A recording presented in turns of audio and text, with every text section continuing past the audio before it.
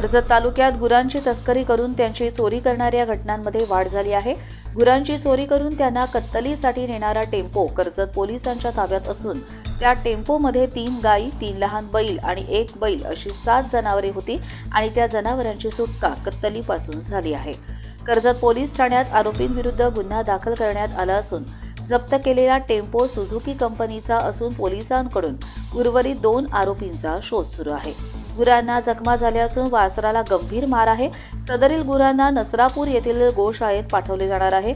या घटनेचा अधिक तपास कर्जत पोलीस निरीक्षक सुरेंद्र गरड आणि त्यांच्या पथकाकडून सुरू आहे। गुरांची चोरी आणि तस्करीसाठी वापरण्यात येणाऱ्या टोळ्यांचा शोध घेऊन कडक कारवाई केली जाईल असे आश्वासन पोलिसांनी दिले आहे। Bureau report Karjat live.